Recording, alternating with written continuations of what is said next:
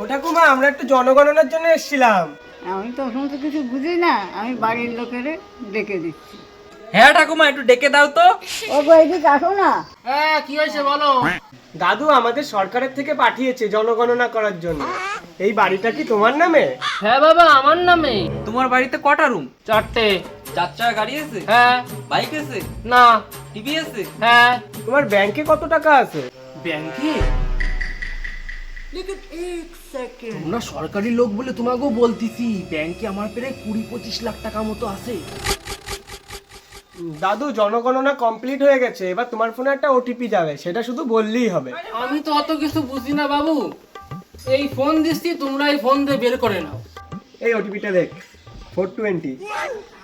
দাদু বলছি কি, আরেকটা তোমার সই করে দিতে হবে, তাহলেই তোমার জনগণনা পুরো কমপ্লিট হয়ে যাবে। আমি তো ওইসব সই টই করতে বুঝি না, আমি টিপ সই করে দিচ্ছি। হ্যাঁ দাদু, এবার তোমার জনগণনা পুরো কমপ্লিট। চল। বুঝলে তো বউ, ছেলেগুলো না বড্ড ভালো ছিল। চোরে বহন করো। अलग ही लेवल का बंदा।